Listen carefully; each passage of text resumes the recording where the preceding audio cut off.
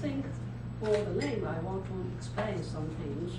Now, for the government or official name, we should say traditional Chinese medicine. But nowadays, in the official situations, people always say Chinese name because they translated word to word. Because in China, we call it Zhongyi. Zhong here means China, Chinese, and Yi here means medicine. So we have the Chinese medicine. Now, this is what I first want to say. Now, when I began to talk about the Chinese medicine, it is very abstract. Now, very difficult to understand. Even for the undergraduate students in my university, they found it is very hard to study Chinese medicine at the beginning. Even they have finished 1 or 2 years, they found they have understand little about Chinese medicine. So today, we have only no more than 30 minutes. I want to give a brief picture of Chinese medicine, some main ideas, theories. Now, next one. Now first, I want to say what is Chinese medicine? That is the definition of the Chinese medicine. I have two paragraphs to say about it. The first one is I copied from the web. That is traditional Chinese medicine, also called English, is a broad range of medicine practices based common theoretical concepts which have been developed in China and are based on a tradition of more than 2,000 years, including various forms of herbal medicine, acupuncture, massage, cleanup, we say, exercise, qigong, and dietary therapy. I think this definition is very good, but it is too narrow. Why? So I gave another definition.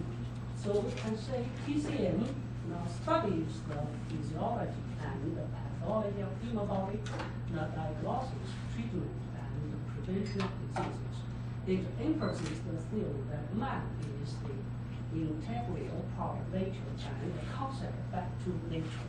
Now that is perhaps must be better because we can say it is a medicine first.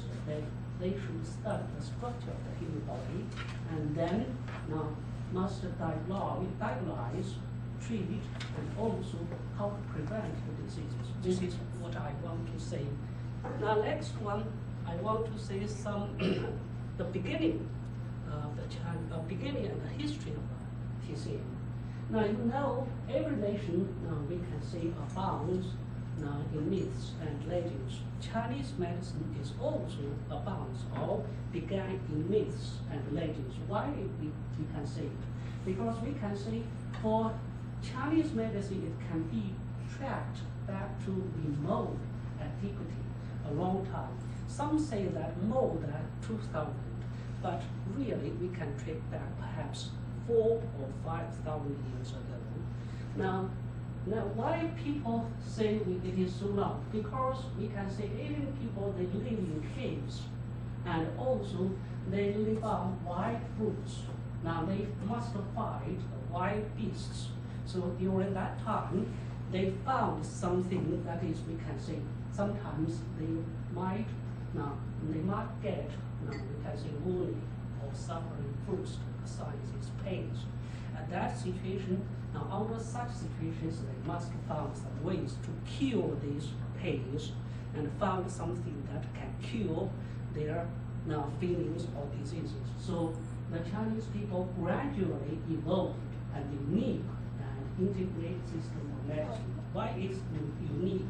Perhaps compared with Western or modern medicine, it is quite different, very abstract, but it is very effective. Now, next one is, and now traditional Chinese medicine is an important part of Chinese culture. Now, because in the past, when people, I mean the intellectuals, they could not go to become an officer. Usually, they become a doctor. So in China, we can say now those who could not go to offices to be, now we can say officers, usually later they become doctor. So that is the same. Now, next one, when we study Chinese medicine, now we should understand some important medical classics, that is the ancient works or books. Now, the most important one is this book we call Huang Di's Canon of Medicine. First, I want to say the name of this book. Now, in China, we call it Huang Di Lei Jing, but when we put into English, there are many terms or versions. The earliest one is Yellow Emperor's Internal Medicine, or Yellow Emperor's Canon of Medicine. And recently, people found that Huang Di, the Chinese word, is not means Yellow Emperor. It is the person's name. So now we have the new translation called Huang Di's Canon of Medicine. So and this is the argument in the translation field. A lot of people use this to write many articles, but I agree to the first translation. Even it is wrong, but it is decided. We should depend on the translation theories. When the name is decided, we do not change it because the foreign readers understand what is called. So today I use the Huang Di's Canon of Medicine. This is the name. Now in China, especially in my university or the university like my university, now they regard Huang Di's Canon of Medicine as a kind of Bible for teaching. Now, because these works are published 2,000 years ago, the author is unknown. Now, the author usually people think it is Huang Di, but it is not a lot of people's hard work. So under the name of this person, Huang Di. Now, you know in the old society of China, now that the emperor, the big dollars are very important. A lot of people work for them. So this book is named by their name. That is the name. Now, this book also is the earliest and greatest in China. Now, we can compare this book as 4 books to the Confucianist.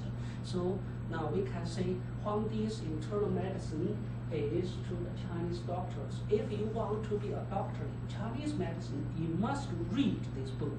Now, another thing, when we talk these kind of books, it is all these books are written in ancient Chinese language, very difficult to understand. So we have many versions of modern Chinese. So now different opinions. I want to give you a story. In this book, there is one piece that without punctuation, because we know ancient Chinese, we have no punctuations. It is later now put by the modern one. But this piece is difficult to divide it by the punctuations, that we cannot agree. A lot of people argue about this. Very difficult to translate this book. And also for now this Huang Di's Canon of Medicine, I know at least 2 English versions. One is translated by a Chinese in Canada. He practiced Chinese medicine in America and Canada for 20 years. He translated the whole books into English. Another person is my friend called Inaugural. He translated into English several years ago. Now, the 2 different versions. For the Chinese in Canada, his translation mainly emphasizes the medicine aspects. For my friend, he translated in many aspects, literature, geography. Now, his translation is a little difficult to understand. For now, the person is called Lu Congming, that is the Chinese in Canada. He translates this Huang Di's Canon of Medicine sentence by sentence. Sentence by sentence. My friend translated the book in according to the paragraphs, according to the passages, because he graduated from Xia Foreign Language Institute and same as me. We work together. Now, this is the first one, important of the book. Now, for the contents of the Yellow Emperor's Internal Medicine. Now, I use the Yellow Emperor's Internal Medicine. This is the earliest version, the English version. Now, the contents I want to mention. Now, this book consists of 2 distinct books. Now, the first one we call Su Wen. Now, I use it in quotation, plain conversation. This plain conversation is now carried out between the Huang Di and his minister. they talk about now something about human body, mainly about physiology. Now, mainly about physiology according to the universe, the rules of the universe, the nature. So it is a conversation form. Now we can say so, and the next book is Ling Shu. Now, Miraculous Pivot. Now, also 9 volumes. Now, in the book, we can say it mainly covering the following aspects: relationship between man and nature, now physiology and pathology of human body, diagnosis, treatment, and prevention of diseases. A lot of conditions. Now, so we can say now this book is the foundation of the Chinese medicine. This is the context of the book. Now, this book, I want to give you Nanjing, now canon on medicine problems. Now, you can see another classic of medicine published before the earliest Han Dynasty. Now, this book is something you can say expert in medicine. Now, it's mainly about psychology, pathology, diagnosis, treatment. And it is the supplementation of what Huangdi Emperor's internal medicine lacks. Now, this is the book. Now, another one. Now, we call it Shanghan Za Bing Lun. Now, in English, we can say treatise on exogenous, febrile, and miscellaneous diseases. Now, this book, now the later generations are divided into 2. One is Shanghan Wen, and the other is Jing Gui Yao. You can see the English translation in the quotation. Now, why I want to mention this? In the universities or college of Chinese medicine, all these books now is one course or several courses for students to study. Now, they are courses.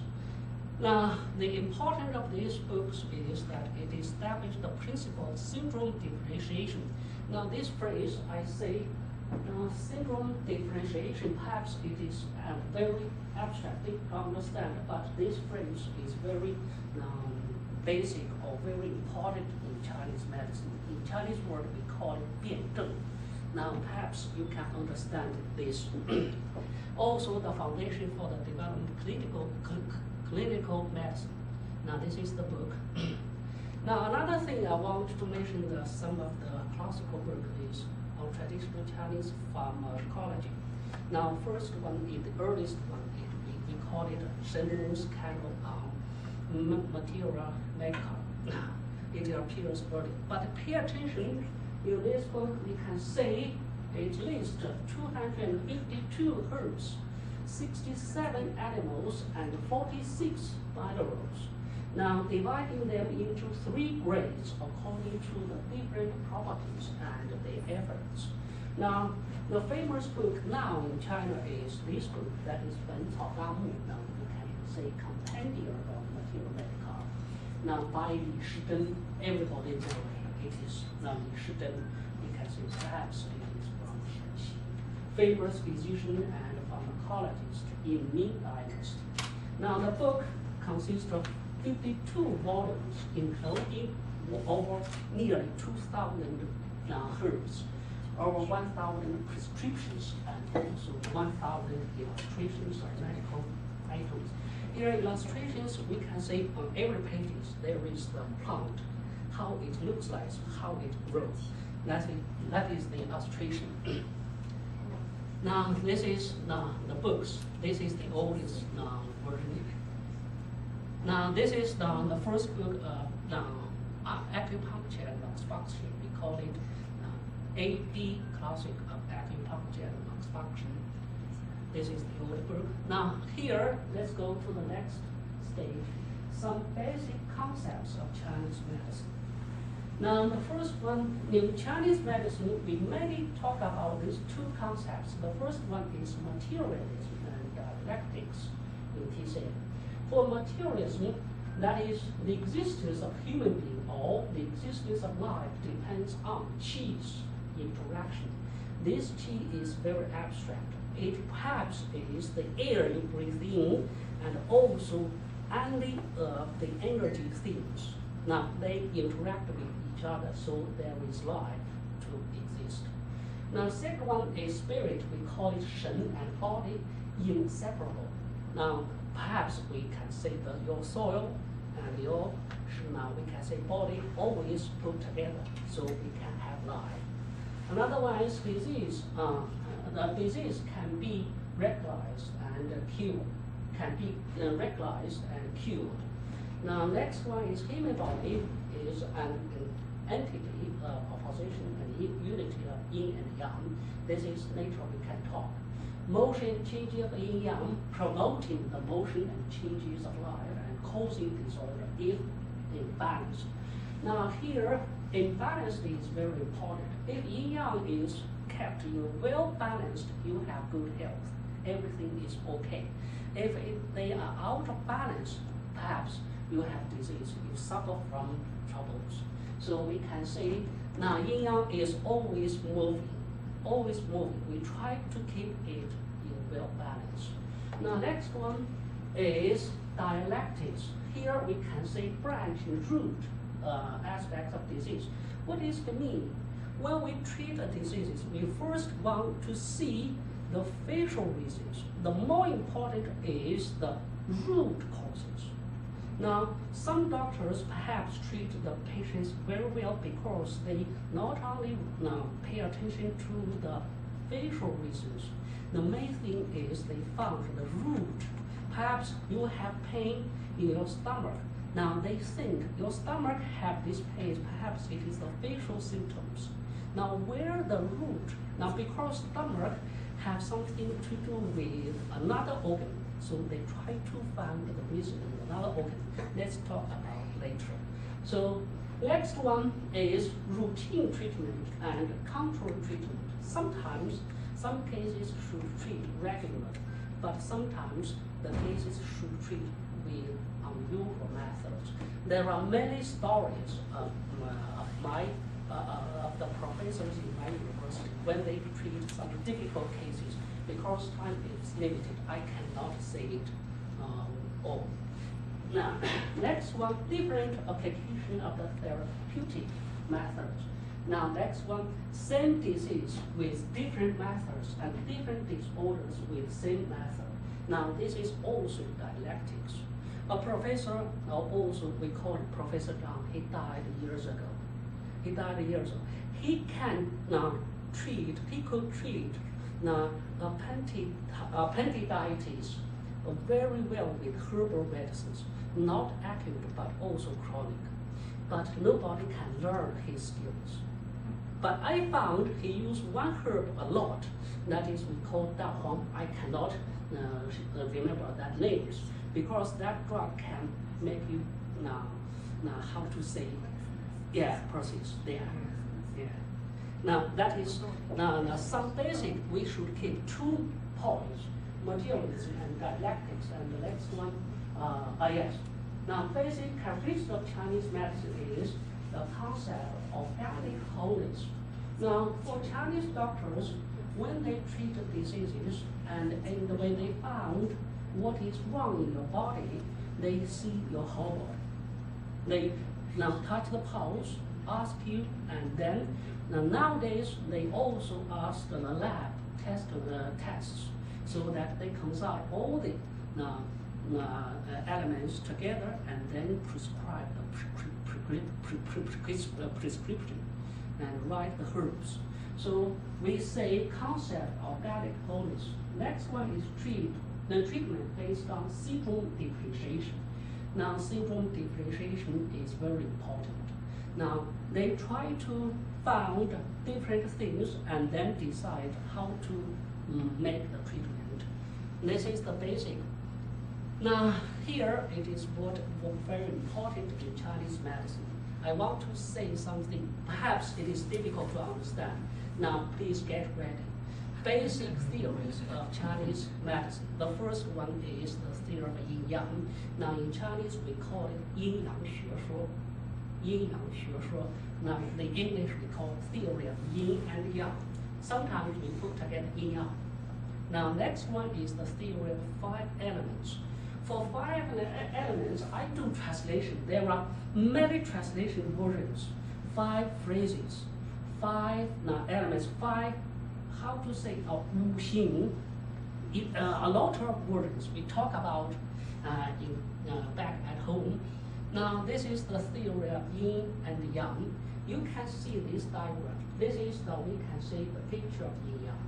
Now this picture has many meanings. When we see first, I want to say, now let's suppose this is the summer, how to say 夏至? Sorry, I forgot it. Now I have the words here. I forgot to take it. No.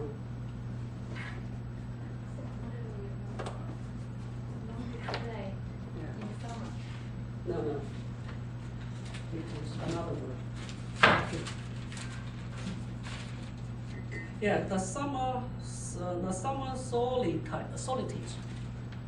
Understand? Yes. Suppose now this white side we call it yang. Now this part perhaps is the day of the summer solstice. Now you can see at that day it is the yang within yang. Very extreme, but go on, it is still go. But here, pay attention, the very slight dark side. At that time, now yin began to grow. Till here, this is winter solstice. So there are a lot of meanings in this picture. Now, moving, interaction, now, and everything. Now let's see the contents of yin yang. Now, this is another. Now, this picture is not called yin yang. It is called ba gua. Now, ba gua diagram. Or we can say, put it into English, we can say the diagram of 8 faces. Yes. Now see, this is the simple one. In it, we have yin yang picture. But around, you can see this is extreme yin. Now, we have 3 things. Now, when the straw is completely closed, this is yin, this is yin, this is yin. 3 yin together, extreme yin. Here, see. Now, perhaps this day is here. No, sorry, here. This is here. Now, let's see here. Now, they are broken, yang. 3 are all broken, so we can say here. Now, around, now here, now we can say yin, now we can say yang within yin. And this is yin within yang. Now, all these put together. But this picture is something used for fortune teller. Fortune teller. In it, we have this, now we can say 8 diagrams. But here, everyone can be divided into 3. So we can say altogether 24. We have 24 weather things. Very different. Some fortune tellers use this to get you to tell your future, and also in China, some of the persons use it to decide your tune, etc. So first, I want you to attention. Inside is yin yang picture. Outside is 8 diagram. Now here, let's see. Now this is the yin yang in Chinese medicine. First, yin and yang generally refers to the 2 opposite aspects of interrelated things or phenomena in the natural world. The second one, it is described in Su Wen. Su Wen is one of the things in the Huang Di's book. That water and fire are the symbols of yin and yang. Now, when we divide the natural world into yin and yang, we use the water and fire. Fire is yang, water is yin. Now, woman is yin, now man is yang. Now here is yang, here is yin. Why? Because here you expose much to the sun. Here, no. Here's yin, here's yang. Now, a lot of things, but inside your organs, you can say heart, perhaps there is yang side and also inside. So we have these kind of things. Now, main points, now unit, now that is the main contents of yin yang. Unit and opposite between yin and yang. They are united and also opposed to each other. Next one, interdependence between yin and yang. Now, waning and waxing between there, just as you see the picture. Now, strong and then became weak. Next one is intertransformation between yin and yang. Now, infinite divisibility between yin and yang. So these 5 points can explain that picture. Now, next one, yin yang theory holds that the development and change of everything in the universe results from the unity and opposition between them. Yin and Yang from, now here is the famous words in Huang Di's book. Now we can say Yin and Yang form the law of the natural world, the fundamental principles of all things, the parents of changes, the origins of birth and death, etc. Now in Chinese we can say Yin Yang 的天地之道也, that is the ancient Chinese words. Now for Chinese, now TCM students, they have to recite all these. Now famous sentences. Now next one, application of Yin and Yang in Chinese medicine. Now it is used to explain the organic structure, physiological functions, pathological changes of the human body, and guide clinical diagnosis and treatment. There is a famous saying, man has a physical shape which is inseparable from Yin and Yang. So you can say, the Chinese students, you can say how to translate these ancient Chinese words into English. Very difficult. Now we read it, 原生有形，不离阴阳. Now sometimes, now I mean that is the Chinese words in the quotation. Sometimes very difficult to put into very simple English. The next one is anatomically and physiologically. Yang, exterior, Yin, interior. Yang, 5 zang organs. Here I said solid organs. In Chinese medicine, we divide all the organs in the body into perhaps 3 groups. Later, let's see it. The organs which are solid cannot store anything we call zang organs, such as heart, spleen, lung, this kidney, spleen, and these things. Now 6 full, now it is hollow organs, such as small intestine, large intestine, gallbladder, etc. These kind of organs we call full organs. Back, abdomen, upper body, and lower body, we can say function. Now all the organs have the functions to, we can say, make life move. So all these functions we pertain to Yang and the substances. Now we can say the essence, the things which we can say are nutrient things which can, we can say nourish the body. We call Yin. That is the application. Now here, other points it is difficult. Now let's forget it. Now let's see another one, that is the theory of 5 elements. First, I want to explain simply. For the 5 elements, it refers to wood, fire, earth, metal, and water. Now for you foreigners, you must keep in mind is that this is not specific things of the nature. Now in Chinese medicine, they use these things, or we can say the properties of these things to refer to the 5 elements. Now let's see, all phenomena in nature correspond to wood, fire, earth, metal, and water. They rely on each other and inseparable and were taken to explain the natural world in ancient times. Together with Yin and Yang, the theory serves as a theoretical tool for understanding and analyze all phenomena. Now let's see. Let's see wood. Now let's see. Understand a tree. When a tree grows, it grows freely. If you control it, if you limit it, if you cut it, now it may die. So trees, we call it wood, grow freely. So anything grow and ascending freely attribute to wood, such as grass, anything. And also people can be divided into 5 elements. I've read a book written by a British person. He used these 5 elements to tell fortune, to tell perhaps you are a wood person.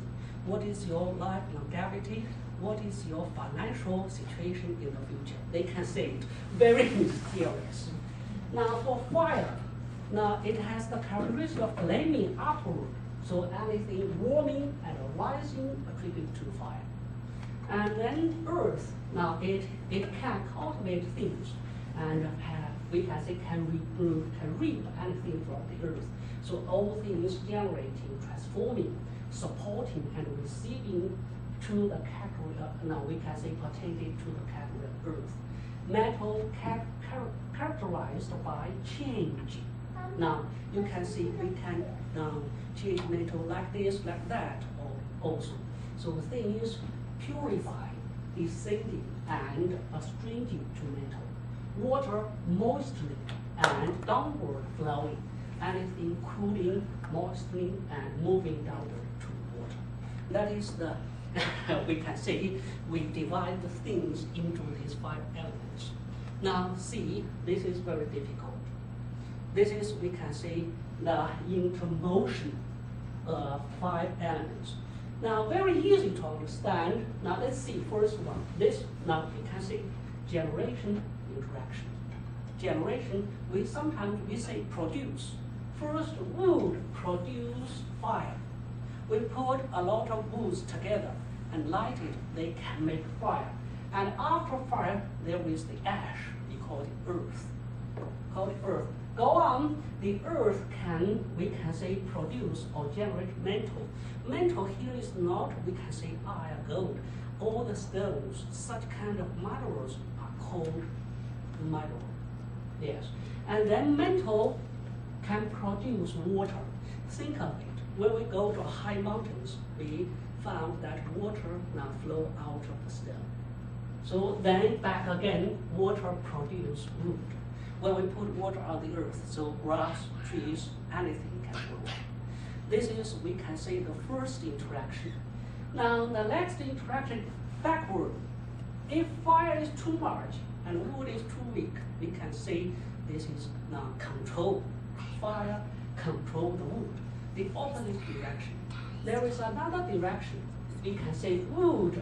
We can say wood can control earth, and also fire can control metal. Now this is very easy. We use a lot of fire, can make iron to fluid.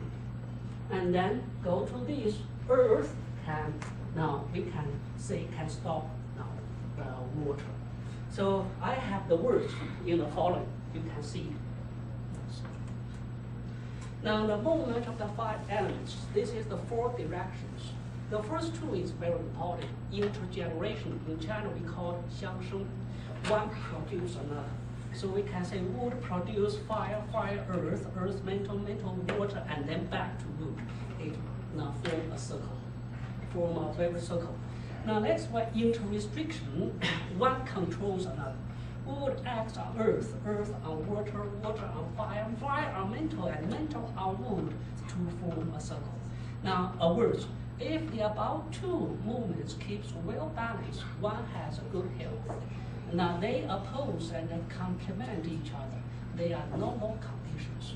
The next 2 is over-restriction, counter-restriction.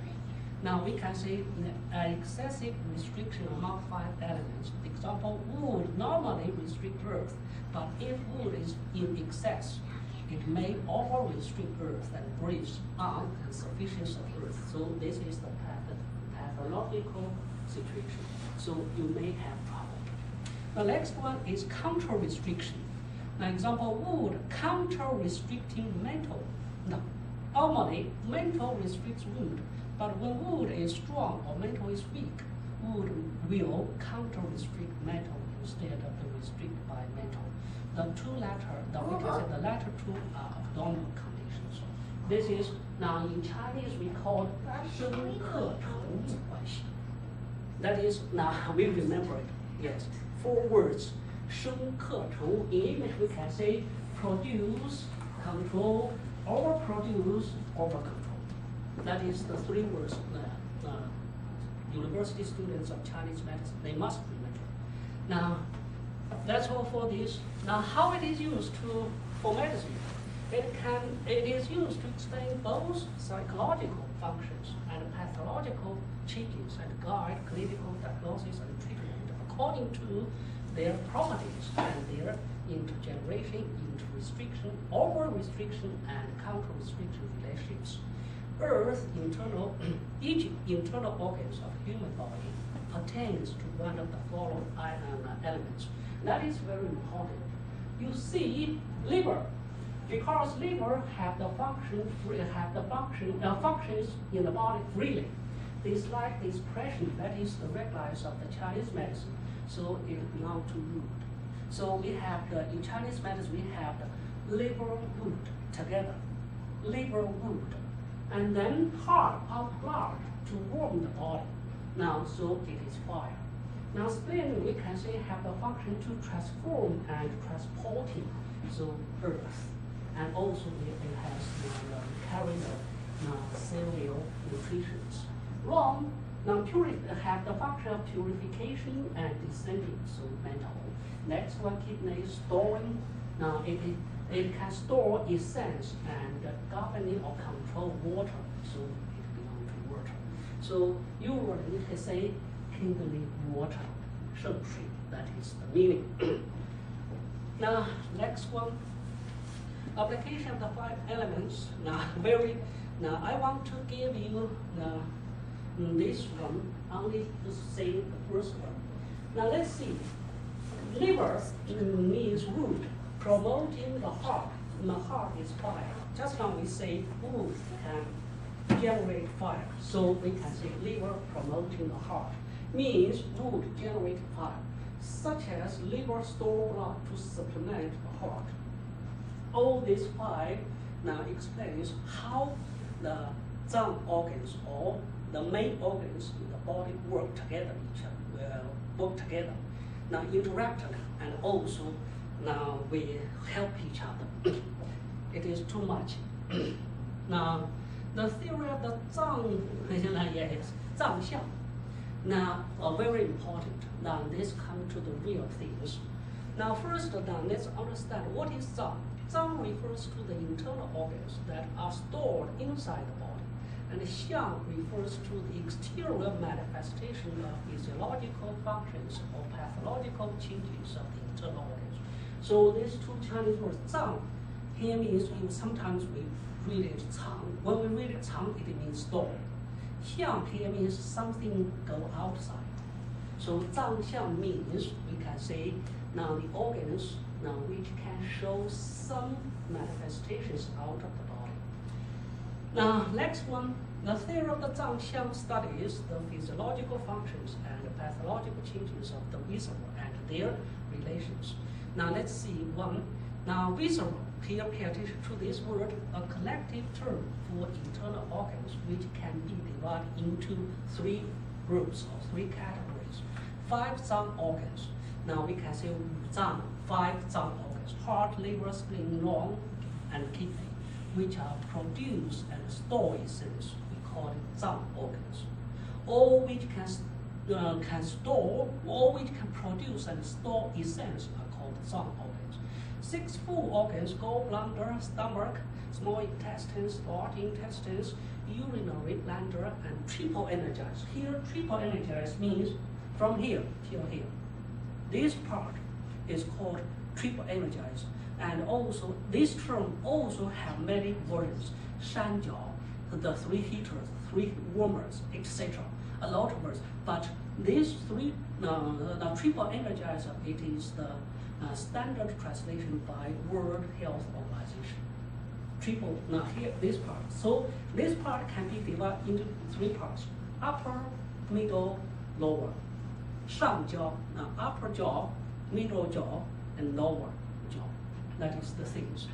Now next one, extraordinary full organs. That is brain, marrow, bone, the vessel, and uterus, which differ from the 6 full organs in shape and functions. Do not get in direct contact with water and food. Now, this is the 5 Zhang organs in the body, how they worked too. Yeah. Now, I want to talk about this. Now, the 4 diagnostic methods of TCM, that is, we call it Wang Wen Qie. Wang, inspection, Wen, or stimulation and olfaction, and Wen, inquiry, Qie, pulse taking. Now, let's see some pictures. Now, this is the pulse taking. Pulse taking, you can see now also. See the fingers. The 3 fingers, different meanings. They can be touched now tightly and also sometimes softly. Different meanings. I have experienced different.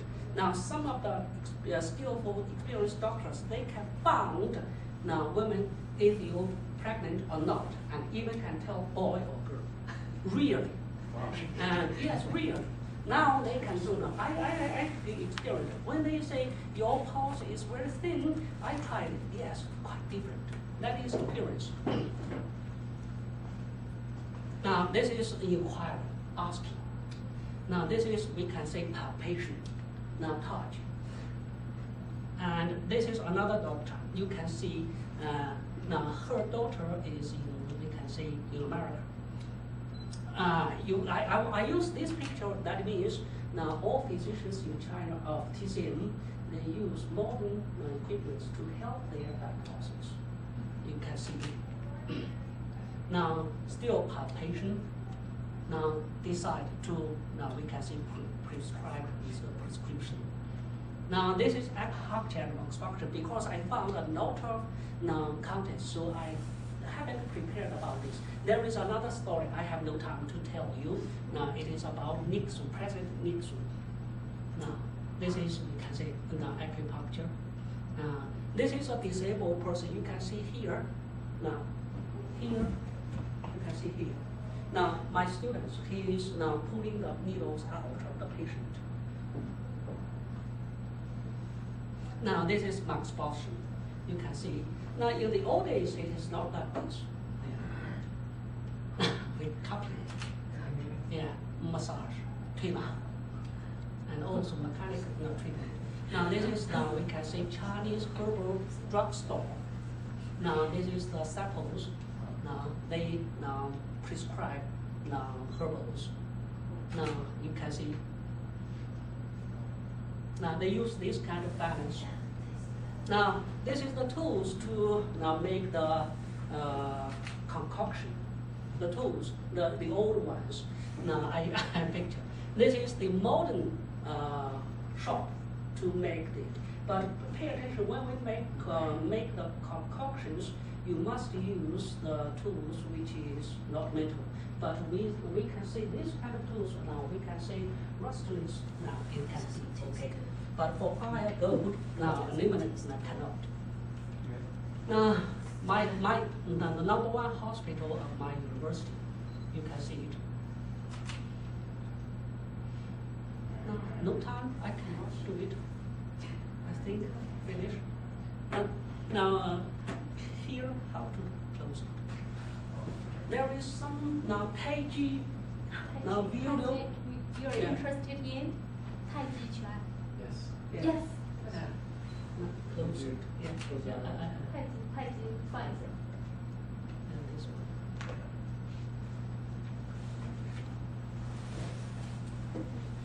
Now this Taiji exercise is the competition in my city. When I came here 7 days, I now make it. No sound.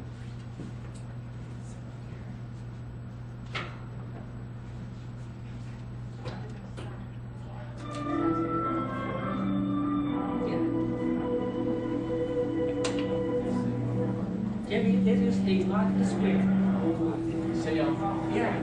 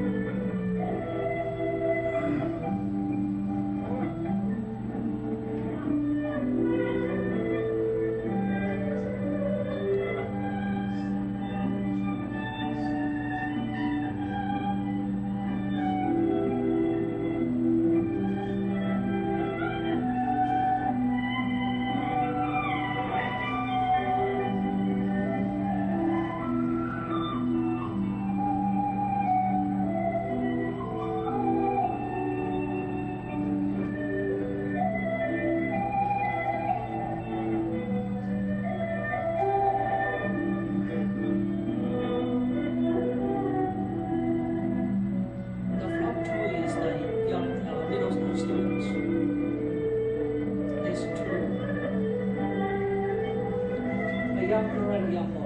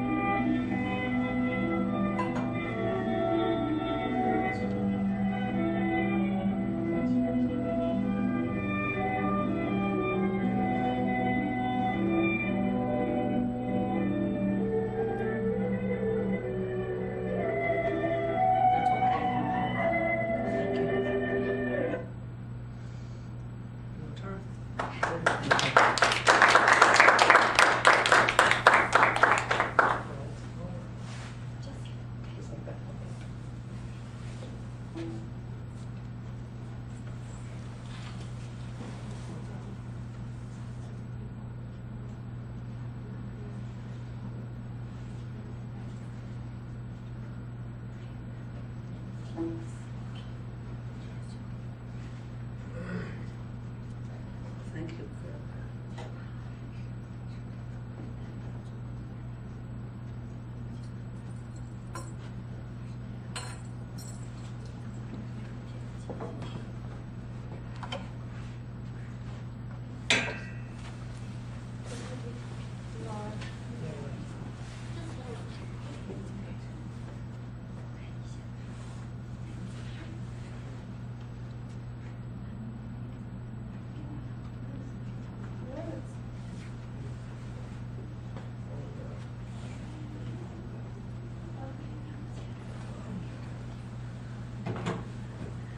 It seems that the lecture lasts too long, and some are feeling sleepy. Okay, actually, my lecture is quite simpler than Professor Zhang's. Okay, it's about Chinese calligraphy. Okay, so calligraphy, some of you might have seen, just like this here. Okay, it is written with a brush, as Professor Chen just did, just now has done. Okay, so it's the traditional art of writing Chinese characters. So after centuries of creation and evolution, calligraphy has become a unique form of art. So when we talk about Chinese calligraphy, we have to say a few words about Chinese characters, which constitute one of man's oldest system of writing.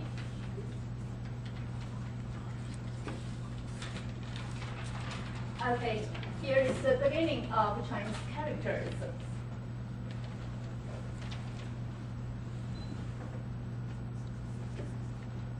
Okay, this writing system is quite different from the alphabetic writing in the West, as all of you use when you meet with a new word. In English, sometimes we just can guess how to pronounce it. In French, in German, actually you can just read it directly, even though you don't know the meaning, right?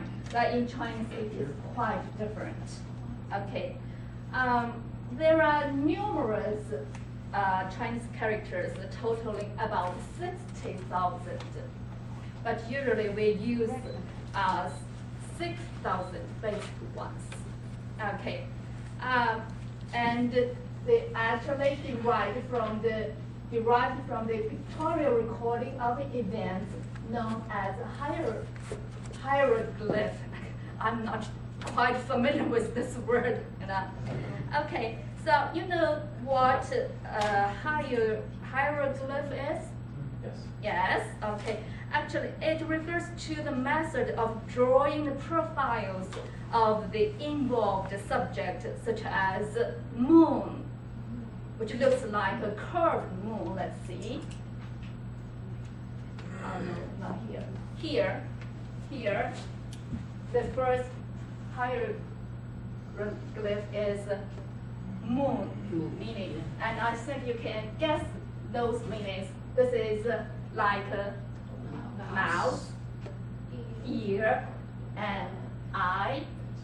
This is a goat, just like a goat or sheep with horns, and bird, rabbit.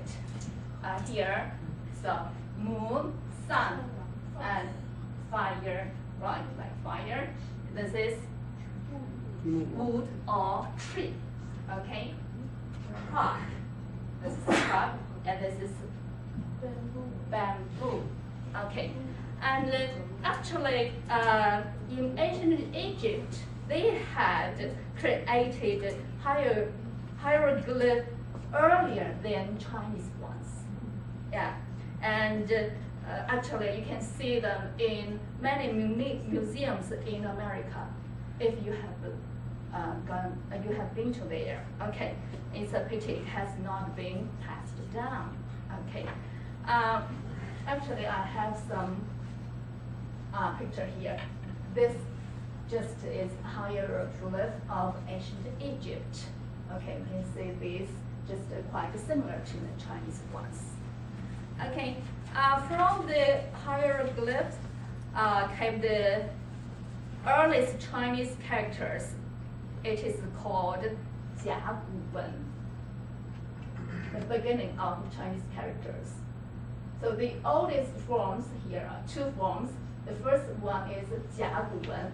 They are Chinese characters inscribed on tortoise shells and animal bones. About 15th century to 9th century BCE. Actually, in China, from Shang Dynasty to the first half of West Zhou Dynasty, if you know something about Chinese history. Okay. It is quite difficult to read. So that is 甲骨文 on the tortoise shell. Got that? Actually, nowadays, few people can read it. Few people. Some experts can do that. Okay. Then comes the, I have to go back.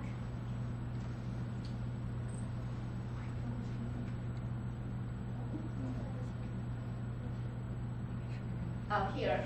So next comes 经文. 经文 meaning inscriptions on ancient bronze objects. The time is from the 13th century to 5th century BCE. Actually from late Shang Dynasty to mid-East Zhou Dynasty. Okay, actually,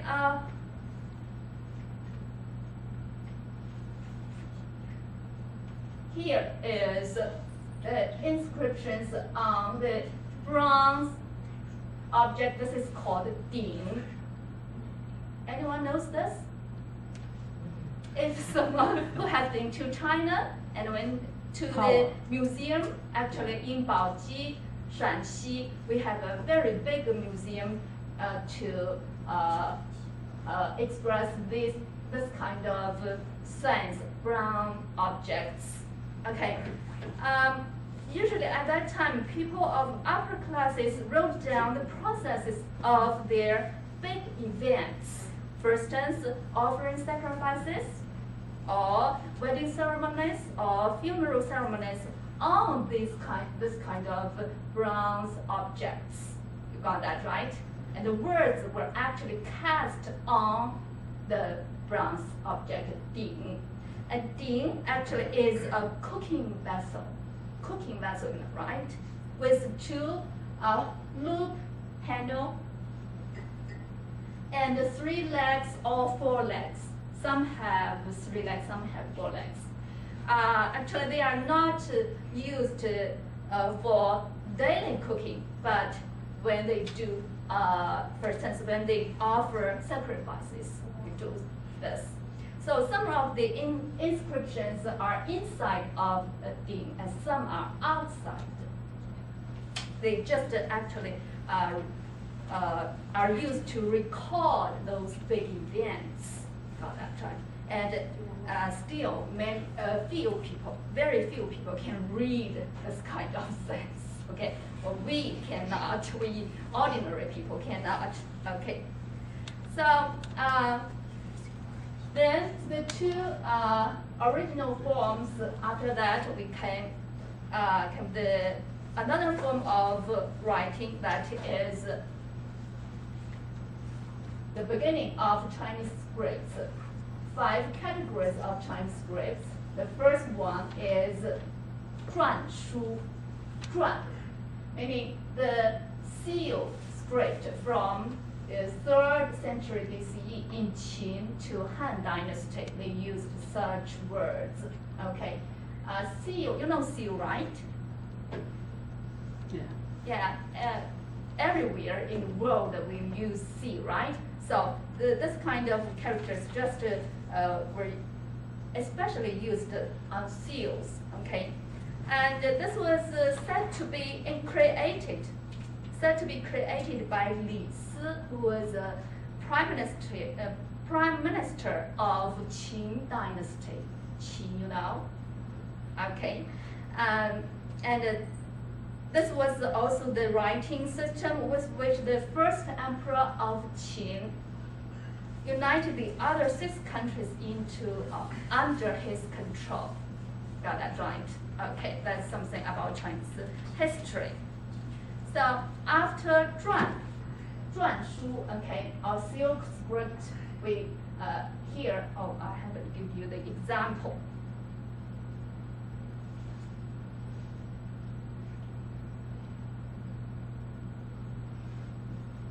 So this is 篆or seal script, and it is difficult to read. Here we have the simplified Chinese characters. Some of you may read it. Okay. After 篆, we have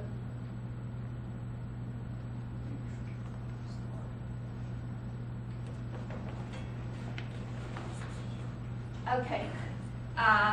We have 隶书. 隶书 also called the official script. The official script came into being in Qin Dynasty and became the standard script of Han Dynasty in the 3rd century AD. Okay, so 隶书 was actually the result of development of the official script that, oh, sorry, I skipped. Okay. Okay. At that time, I mean, 隶书, okay. At that time, people usually wrote the characters on with a brush on bamboo clips. So that's right. Yeah, I do not have the example here. Okay, and then with the creation of paper, more styles of writing turned out. Okay, here I have 隶书. That's one. Here is 隶书. Okay, and this is quite near to what we are writing now. The characters quite near to 楷书. Okay, and actually, after this. After 隶书 came the 楷书, so it is the foundation of 楷书. Okay, so 楷书 appeared. 楷书 also called the regular script.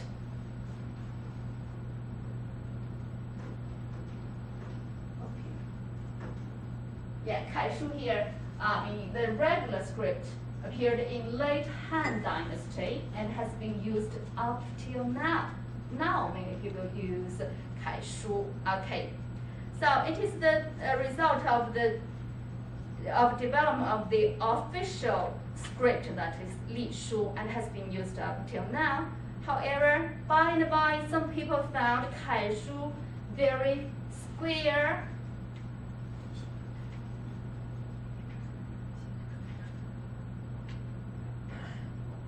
This is 隶. This is 楷书. So it is quite square and regular and quite model. Yeah, many people just try to learn to copy it, but some people are not content with just writing the letters formally, correctly, and legibly for the sole purpose of communication. So urged by their love of beauty and creative impulse, they just began to make each character into artistic unit. Then through years of practice, they put many such units together and produced a lot of artistic compositions. If you go to China to visit, you can go to some museums for this kind of things, and you can enjoy, okay? Actually, after that, people are not so satisfied with this kind of writing. They just created other writings such as 草书.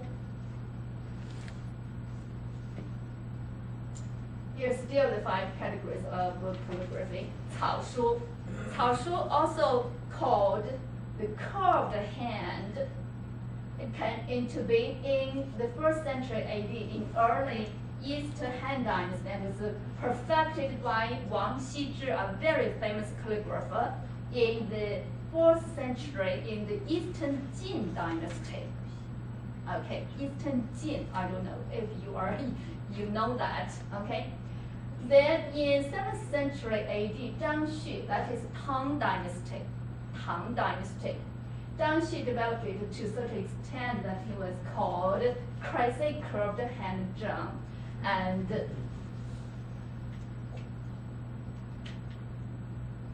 so this is a 草书, the curved hand. So this means here, the first means I, or me, or mine. It's almost written with one stroke. Got that right? Yeah. And this means God. God with one stroke. There's no breaks in the word. Got that right? So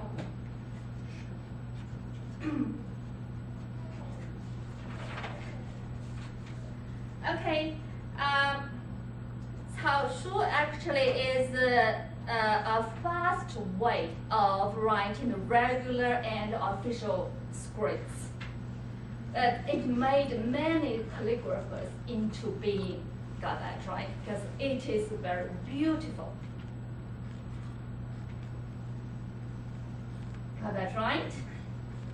Yeah, you see beauty in it, okay? Yeah, is it beautiful? But it is difficult to recognize, sometimes, okay? Between these two, actually we have another kind of script that is 行书.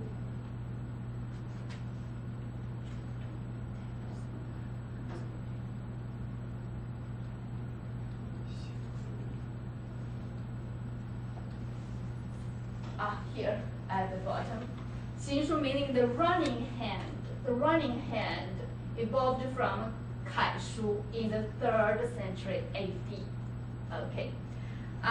行书 actually, it is neither as neat as the regular, nor as difficult to recognize as the cursive. It is the most commonly used and is the easiest way of writing. So nowadays, many people just use 行书, that is the running hand. This is the curved hand. Here is the running hand. So it is easier to recognize, okay, and it is quite pleasant to the eye, beautiful, okay. So here, in the middle, it is the same word, God, in the curved hand, okay? This means Happy New Year in Chinese, okay? That is the soul of the dragon, got it, okay? So that is just the 5 categories of calligraphy. So, actually, in Chinese history, there are many great calligraphers. Okay, here I'm going to just a few. Okay, the greatest calligrapher named Wang Xizhi in the Eastern Jin Dynasty, that is in the 4th century BCE. Oh, sorry, AD. Okay. He is even called the saint of calligraphy. The saint of calligraphy. Got that right? Okay. Yeah. He has left a lot of masterpieces. Okay. If someone who is interested in it, you can just search on Google on the computer. Okay, on the web you can find that. Okay, that is Wang Xizhi. Okay, here this old man is called Ouyang Xun. Okay, he lived in the Tang Dynasty, and he's just good at this running hand. 行书, right? Okay, 欧阳询行书千字文. Okay, that is the 1,000 words. Actually, this is a model book written by him. Many people try to copy, to learn his style of writing. Okay. This one is Liu Gongquan. Okay. He lived in the Tang Dynasty too. Okay, and he's good at 楷书, that is the regular script, and just now Professor Chen wrote your names on the papers, and it is 楷书, right? Okay. So each of them, after years of hard practice, formed their own unique style, elevating the Chinese calligraphy into a higher level. Okay, they have left a lot of masterpieces to the world. Of course, they are very expensive now if they are real. Okay, I mean nowadays. Okay, so to write very good characters, all kinds of calligraphy, you have to use some tools and materials. As Chen just now used that brush. Oh, another one here. Okay, this man just lived, his name is Zhao Mengfu. He lived in the Yuan dynasty. You know Yuan? And at that time, about, let me see, 13th century AD, China was ruled by Mongolians. You know that, right? You see his dress, quite different from Han people's dress. Okay, yeah, he's a great calligrapher. Okay, so then we have the 4 treasures of the study. If you want to write well, to become a calligrapher, you have to prepare such things in your study. That is brush, ink stick, paper, inkstone. So, brush here. Actually, the brush, the head is made of sheep hair or wolf hair or goat hair. Know that, right? And this is bamboo. The rod is bamboo. Okay. So,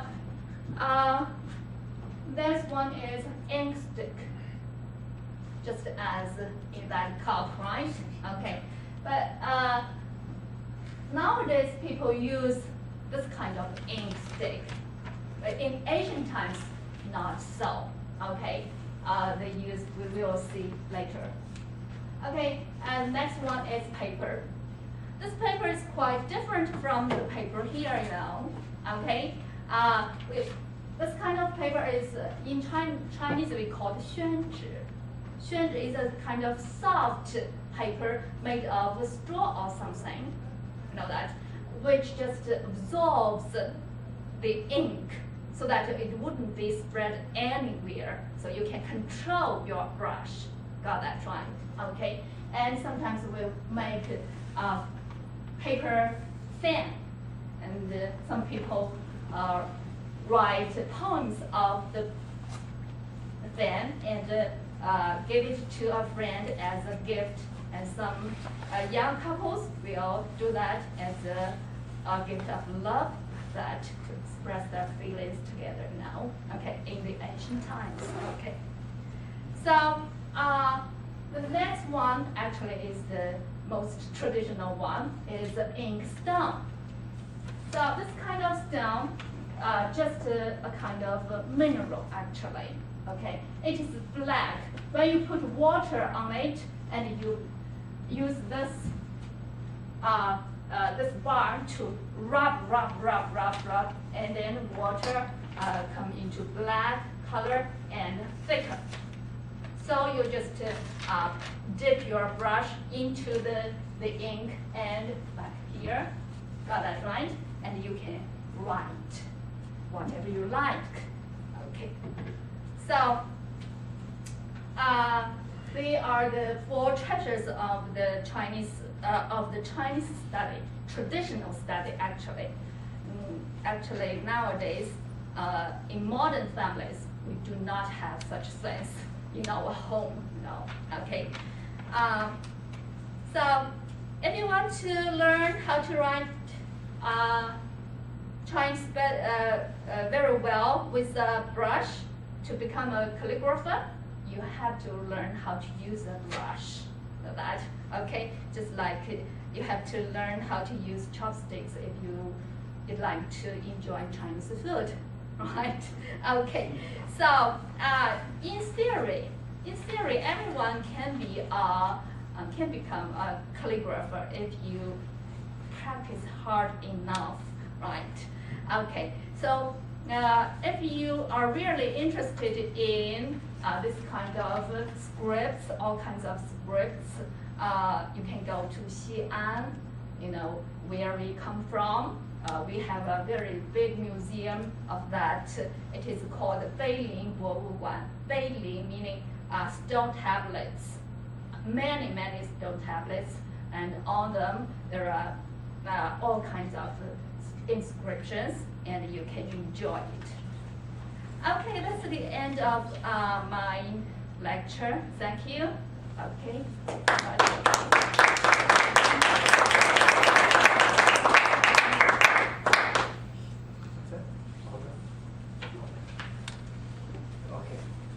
Well, thank you again to both of our guest lecturers and to Professor Chen for the beautiful calligraphy.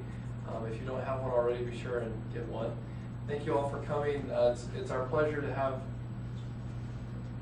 What's that? Yes, absolutely. We'd like to get a photo of everybody that's here. This is the first in a series of lectures and presentations we'll be doing throughout the next semester. So watch for notices for that and invite your friends. So let's come up here for a picture, if you don't mind. And let's thank our faculty again.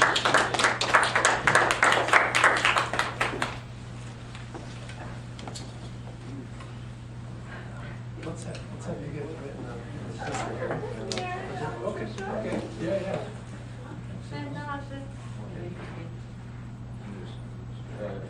Return to the item. Yeah.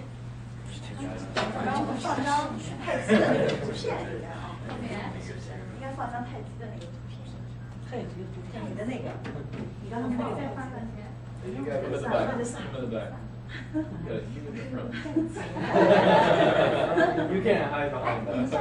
This will be a very important picture for the Hanban Institute. Step on the step. No, it's okay. Nice to make faces.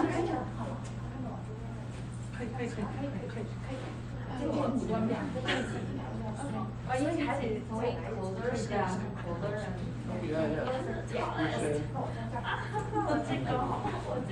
I probably don't have to stand.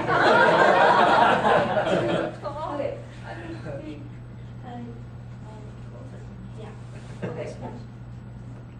3, 2, 1. 茄子。 Cheers. Cheers. Okay. Thank you. Thank you all for coming. Do you need I teach you how to It was very write? informative. Yes, wonderful. Thank you for your That was very good. Oh, sure. Yeah. You and Professor Shen, Professor Shen. It's 科分面的科雷，陈老师。雷雷。科雷， And- 科雷。 Would you be able to? Yeah, absolutely. Thank you. Chin off, shirt. Picture. Picture. 等一下，我想给他们教一下。 Here.